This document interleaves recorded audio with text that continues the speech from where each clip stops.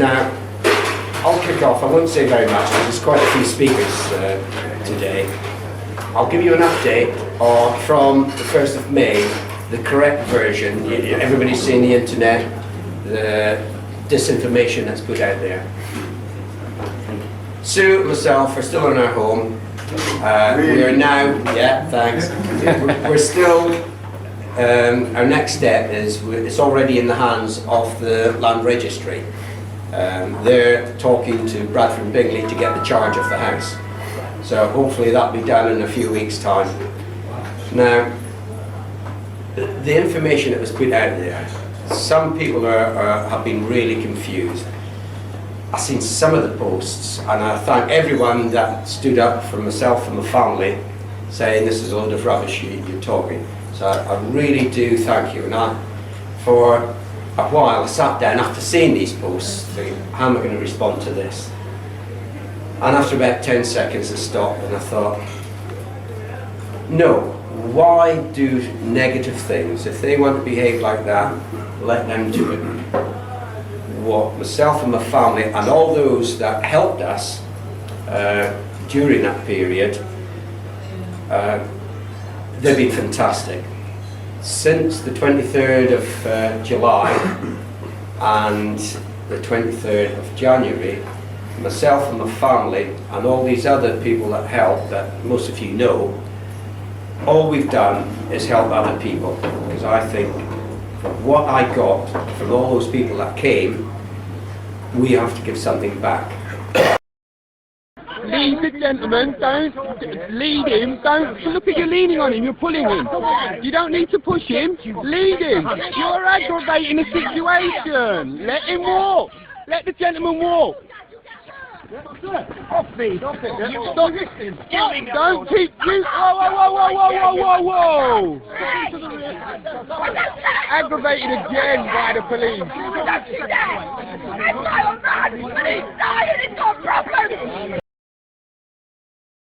So I was a naughty boy. I was involved in counterfeiting American dollars, which at the time,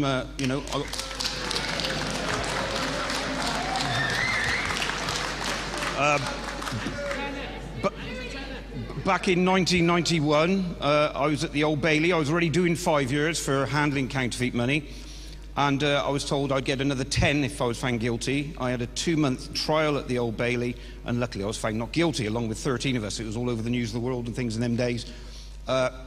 It's fiat currency. It was, basically it was a waste of time. But anyway, so I've met plenty of interesting characters in jail, including many solicitors, MPs, John Ryman, the ex-CPS guy. I've met all these characters in there. They don't particularly like it, but we'll see if we can get them back in there soon. So I was always pretty much a free man until my father died. My father's a self-made man, a scrap merchant who owns a hard-working geezer, owned a lot of property in Hereford, and that's all he did was work, and all I did was nothing. My dad wouldn't give me nothing, mind, but I went out and did my own things and ended up going to jail occasionally. So anyway, when my father died and I inherited all this stuff, I started getting demands for this and that, and off companies and off the council, and I thought, who are these characters constantly harassing me for money now? I don't know you. Who are you? Knocking my door. Who are you? So I started questioning it, and I started getting involved in looking at the free man stuff.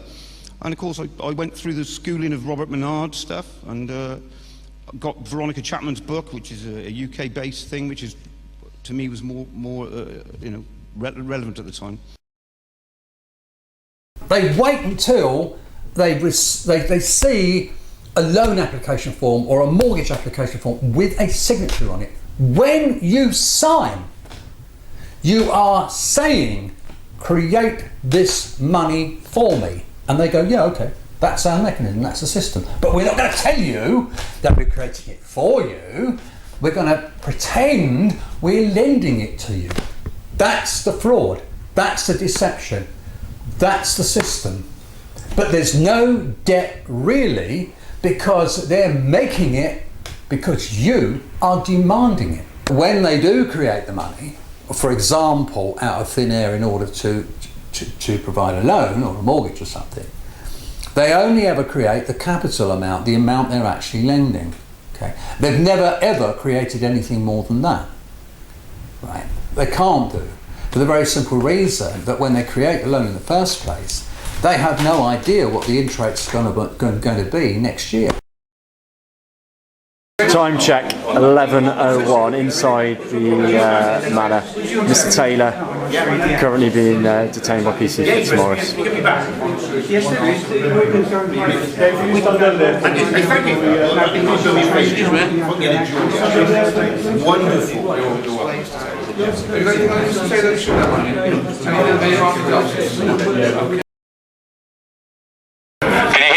Can everyone hear me? Could everyone come over here, please? I've got some very important things that need to be said. Could everybody over there talking to the police come over here and stop that confrontation? Because we need to be on the same page here.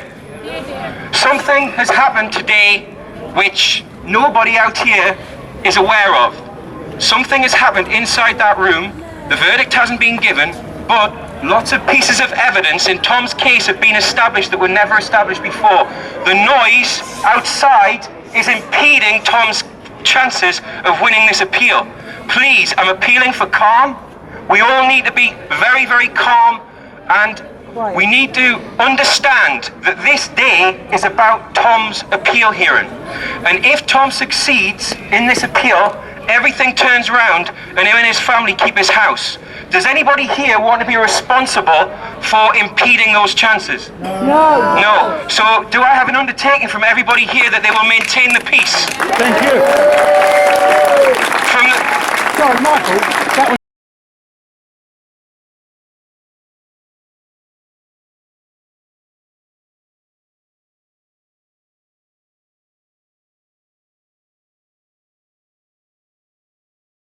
I'll pass the mic over to Michael. Never said that before. He'll explain exactly what's happening. Tomorrow we're going to have the final preview of a shockumentary feature film called The Great British Mortgage Swindle, which is about the last 6 years and the fight on the front line against the banksters that Tom, myself, Michael and a few others have been fighting. And this film is about to have its international launch next month. In fact, in less than 2 weeks it's going to be launched. This is a film that cannot be ignored. It tells the story of the crimes of the banksters and the genocide of eviction and this resistance that's arisen to put an end to it. So I just want to let you know. Nice one, Mike.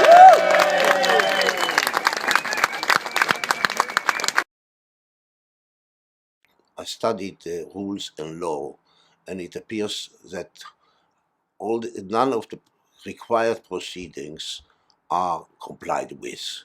So you had property which was taken from you? Yes. Unlawfully? Unlawfully.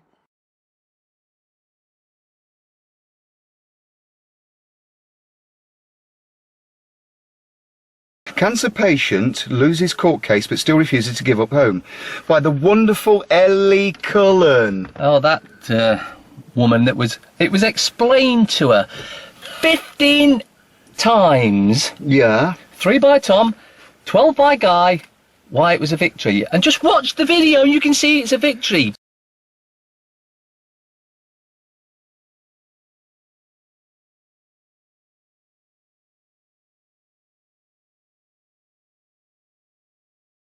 Somebody told me that by taking this particular substance they time travelled, and I absolutely believe them. And I'm going no further than that on that particular subject.